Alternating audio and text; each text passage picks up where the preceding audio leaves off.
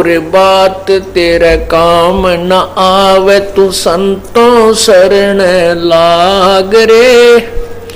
के सोवे गफलत में बंदे, जाग जाग नर जाग रे, जाग जाग नर जाग रे। और बात तेरे काम न आवे, संतों शरण लाग रे। के सोवे गफलत में बंदे, जाग जाग नर जाग रे। इस तन सराय में जीव मुसाफिर, करता रहे दिमाग रे। तन सराय में जीव मुसाफिर, करता रहे दिमाग रे। रात बसेरा कर ले डेरा, चले सवेरा त्याग रे, चले सवेरा त्याग रे। और बात तेरे काम न आवे, संतों शरण लाग रे। के सोवे गफलत में बंदे, जाग जाग नर जाग रे। उमदा चोला बन अनमोला, ये लगे दाग पे दाग रे। उमदा चोला बन अनमोला, लगे दाग पे दाग रे।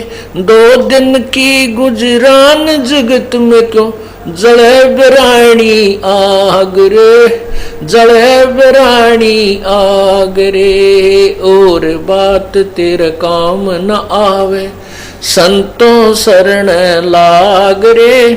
के सोवे गफलत में बंदे, जाग जाग नर जाग रे।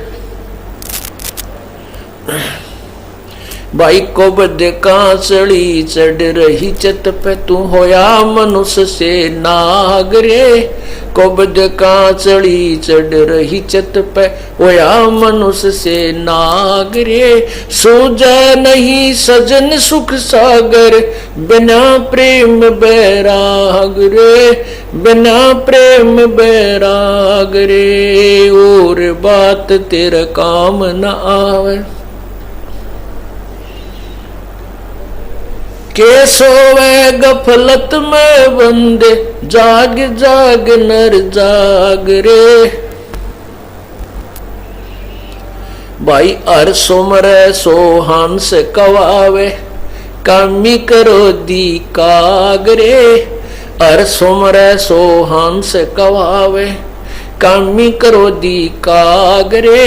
बोरा न भर में विष के बन में, चल बेगमपुर बाग रे, चल बेगमपुर बाग रे। और बात तेरे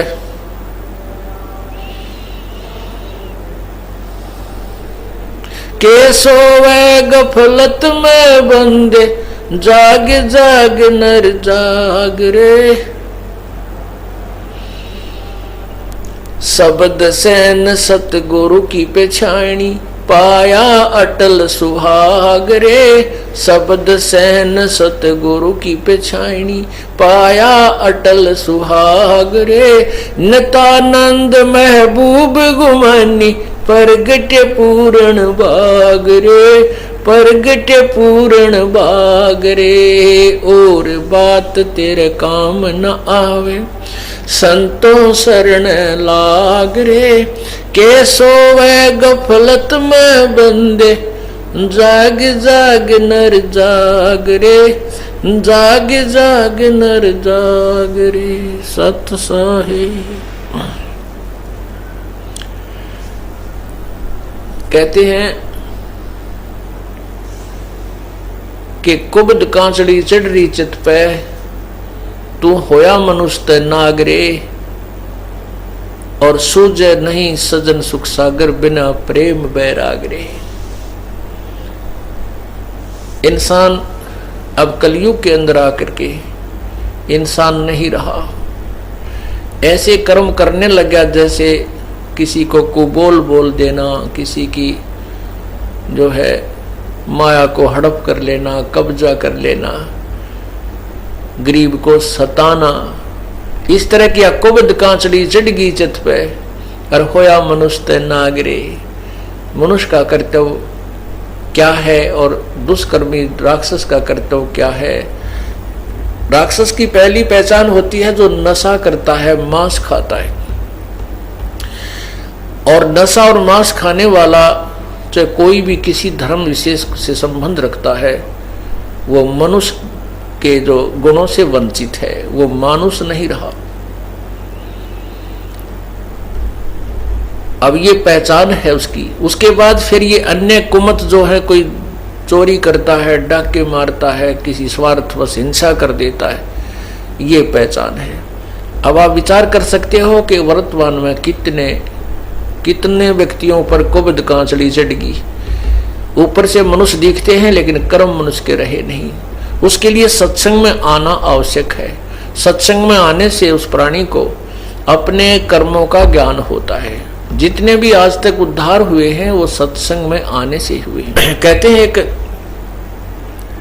गब्भू डाकू था, उसका नाम था गब्भू, और वो बहुत प्रसिद्ध हो गया था। अंग्रेजों के समय की बात है।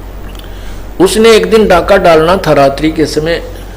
उसका फिक्स टाइम होता था और उस समय नहीं वो किसी की परवाह करता था, अपना वो काम कर ही देता था। तो उसने एक डाका डालने की स्कीम बनाई, अल्टीमेटम दे रखा था कि इस दिन मैं डाका डालूंगा अंबाला में। उसके लिए पुलिस भी बहुत अलर्ट थी और वो गब्भू डाकू का नाम बहुत ज्यादा था और सभी उससे घबराते थे। अब उसका रात को उसने 1 बजे डाका डालना था। उससे पहले उसने समय व्यतीत करने के लिए देखा कि कुछ लोग एकत्रित हुए बैठे हैं। उन्हीं में जाकर बैठ गया। वहां एक संत वचन कर रहा था, प्रवचन दे रहा था, उन्हीं में बैठ गया वो। और उस संत ने परमात्मा की महिमा का गुणगान किया, अच्छे और बुरे कर्मों का निर्णय दिया। उस डाकू को वह बात समझ में आ गई कि भी जो ये पाप मैं इकट्ठा कर रहा हूं, ये धन तो यही रह जाएगा और फिर मृत्यु के उपरांत जो पाप इकट्ठे किए हैं वो साथ चले जाएंगे। उसके बाद कुत्ता बनेगा, उसके कीड़े पड़ेंगे, खाज लगेगी, टांग टूटेगी, गर्मी में पड़ा रहेगा, सर्दी में रहेगा, गधा बनेगा, कोई दवाई औषधि को पूछने वाला नहीं होगा और जितने भी पाप कमाएगा प्राणी के साथ जाए। मनुष्य जीवन रहते उसका समाधान किया जा सकता है। संतों के पास जाकर अपना कल्याण करवाए और प्रायश्चित करे और पाप के पैसे को दान पुण्य करके अपना पीछा छुड़वाए। अब वो बात उस गब्बू डाकू के पक्की हृदय में बैठी, क्योंकि पुण्यात्मा अज्ञानवश ही बुरे कर्म करने लग जाती हैं और जिस दिन उनको ज्ञान होता है वो सूरवीर होते हैं, उसी दिन त्याग देते हैं सब बुराइयों को और वही परमात्मा को पाया करते हैं। जिन पे एक बीड़ी ना छूटती हो वो कितके के लिए तोड़ेगा बता। जिस पे एक बीड़ी नहीं छूटती वही नहीं, तो वो परमात्मा के नाम में जो बाधक है तो वो किसकी भक्ति करेगा? वो तो कमजोर आदमी है, वो पार हो ही नहीं सकता, उसने अपने विकार त्यागने होंगे। तो ये होते सूरवीरों के काम। जब ज्ञान समझ में आ जाता तुरंत त्याग देते हैं और अपनी सत कमाई करने लग जाते। तो सत्संग जब वचन हो लिए तो साधु उसके बाद समझ में आ गई डाकू के। तो उसने अपने साथी जो आने थे समय पर वो सभी आए, अपने गोली बंदूक लेकर घोड़े गाड़ों पर चढ़ कर जहां उन्होंने इकट्ठा होना था वो डाकू वहां पहुंच गया गब्बू। उन डाकुओं अपने साथियों से कहा, भाई आज के बाद गब्बू डाके नहीं मारेगा और ना ही कोई बुराई करेगा। आज मैंने सत्संग सुन लिया। तो डाकू नाराज हो गए, भाई हमने आज इसमें 1 लाख रुपए का फायदा होना था, ये तू दे दे। तो वो कहने लगा ठीक है भाई, मैं वो तुम्हें आज 1 लाख रुपए का जो हानि तुम्हें हो रही है वो जो मेरी पूंजी है उसमें से ले लो और बाकी मैं अपने दान पुण्य करूंगा, पीछा छुटवाऊंगा। डाकू वापस चले गए। वो सरदार था, उनका मुखिया था। तो उसने सोचा चल उस साधु के पास जाता हूं जो सत्संग कर रहा था, एक धर्मशाला में रुका हुआ था। वो गब्बू डाकू उस संत के पास गया और वहां क्वाड़ खड़खड़ाया। रात को ही संत को जगाया, कहा प्रभु जी मैंने आपका सत्संग सुना है, मैं आपके चरणों में उपदेश लेना चाहता हूं। संत ने पूछा भाई कौन है, इसी रात ने के इमरजेंसी होगी तेरी, दिन में भी ले सका था नाम तो, सुबह भी आ सकता था, रात ना आने का क्या मतलब हुआ तेरा, तू कहानी बता। तो वो कहने लगा महाराज जी मैं एक बहुत भयंकर डाकू हूं, मेरा नाम गब्बू है, मैंने रात में आपका सत्संग सुना और आपके सत्संग सुनकर मैं अपनी दिशा बदलना चाहता हूं। अब गब्बू नाम सुनते उस संत के भी पिंडी कांपन लगी, वो कड़ा गया कसाई, सुबह सुबह यू मनमाने तेरी दाढ़ा लेना आया वो तेरा ही, तो वो भी डर गया। संत बोला भाई एक काम करे बेटा, नाम तो खर तुझे उपदेश तो दे दूंगा, पर भाई तू थाने में जाकर समर्पण कर दे, कहते यहाँ पर पुलिस वाले मेरी भी घीस बांध दे रहे और यहाँ आ जाए मुझे भी तंग करें बेटा। अब साधु की बात का उसके भी असर हो गया, चल ठीक है थाने में चला जाता हूँ। तो वो गब्बू डाकू थाने में चला गया। अब थाने में थानेदार बैठा, आगे पुलिस वाला खड़ा, वो संतरी खड़ा था थाने का आगे। वो बोला भाई कौन है, किज्जा है, अंदर नहीं जाना, खड़ा हो जा बाहर। तो बोला भाई मैं गब्बू डाकू हूँ और तेरे थानेदार से मिलने आया हूँ। अब गब्बू डाकू नाम सुनते 2 कदम पर खड़ा, उस संतरी की हाथ कांपन लग गया, बंदूक भी हाथ तो छूट गई, वह बंदूक उसने ठा ली कि नकुम्मा मारना दे बाद में।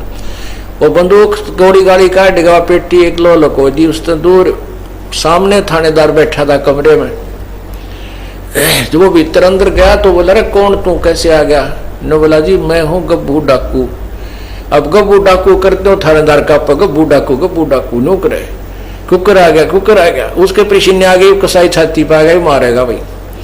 तो कहने लगा जी, वो थानेदार नहीं बोल पाया, कति घबरा गया, पसीने आ गए।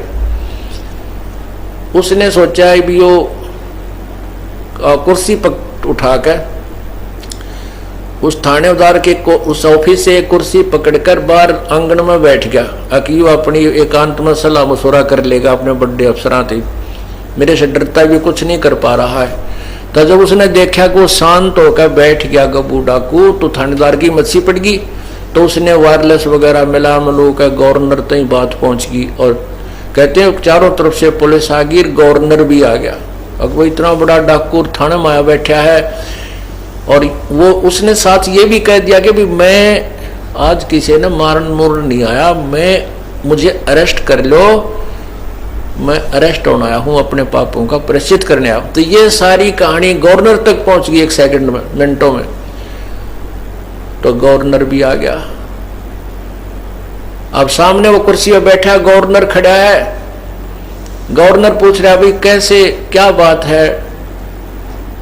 गब्बू दूर से खड़ा खड़ा कह रहा है, तू क्या चाहता है? कहने लगा मेरी बात सुन लो, मैं क्या चाहता हूं। मैंने रात ने एक सत्संग सुन लिया एक महात्मा का, और मैं आया था डाके डालन। आज ये थारी फौज तो ना डरता मैं आया था डाका डालन। मैंने वो संत के विचार सुन लिए और मेरे हृदय में गलानी होगी अपने कुकर्मों से, और मैं उसका प्रायश्चित कराने के लिए संत के पास गया था। अब संत ने ये कहा भी तू थाने में जाकर समर्पण कर दे, अपने पापों का प्रायश्चित कर ले ये भी, और तो मैं ये आया हूं कि मुझे अरेस्ट कर लो और कि जहां भी तुमने फांसी तोड़ना तोड़ दो। वो गवर्नर बड़े बुद्धिमान हुआ करते थे। वो कहने लगे बेटा हम जेल में तो इसीलिए डालते हैं कि बुराई छोड़ दें, आगे पाप ना करें। और तूने पहले ही समर्पण कर दिया, तू आज हृदय में तेरा जगह नहीं रही इस पाप की, जाओ हम तुझे बरी करते हैं, हम तुझे नहीं मारेंगे, ना कैद में डालेंगे। अब गब्बू ने सोचा ये अच्छी बात बिगड़ी भाई, ये मैंने कैद में नहीं डालते, मेरे पाप कटे को नहीं। नो बोला तुम मेरी बात मान जाओ, मुझे सजा दे दो। ने बोला भाई नहीं हम सजा नहीं देते, आप जाओ। कितना देख लियो साधु हो गया, कभी भी किसी का नुकसान कर नहीं सकता। तो फिर संत के पास आया। संत ने सोचा ये फिर आ गया भाई, ये तो मेरा और काम झूठा जो है ना खराब करेगा। कहने के बेटा क्या बात हुई? थाने में नहीं गया। उसने सारी कहानी बता दी, महात्मा जी मैं थाने में गया था, गवर्नर तक आ गया उनका, और मैंने सारी बात कह दी कि मुझे अरेस्ट कर लो, मुझे सजा दे दो, चाहे मुझे सूली फांसी तोड़ दो तुम। मैं अपने पापों का प्रायश्चित कराना चाहता हूँ। तो उन्होंने मुझे कह दिया, बेटा जा तू, हम तुझे कोई सजा नहीं देंगे, तू तो सजा इसलिए देते हैं सुधर जाए, और तो वो सुधर गया, अब हम क्या सजा देंगे तुझे, तू वैसे ही संत बन गया। जब वो साधु की हिम्मत छिपड़ी का, अच्छा बेटा ले, नाम ले लेता। तो कहने का भाव ये है, पुण्यात्माओं सत्संग में आने से पुण्यात्माओं के शीघ्र जो ना अमल हो जाता है, प्रभाव पड़ जाता है। क्या बताते हैं, सतगुरु के दरबार में जाइयो बारंबारे, वो ये भूली वस्तु लखा देवे हैं, है सतगुरु दातार। सतगुरु पशु मानुष कर डारे और सिद्धि दे के ब्रह्म विचारे, यानी अपनी ताकत शक्ति से वो उस पशु को, यानी मनुष्य के कर्म नहीं करता, जो डाके मारे, बुराई करे, शराब पीवे, उनको भी, उन पशु जैसे कर्म करने वालों को भी मनुष्य बना देता है और उसका कल्याण कर देता है। ऐसे सतगुरु के दरबार में कहते हैं निसंकोच और बार बार जाना चाहिए। सत साहिब।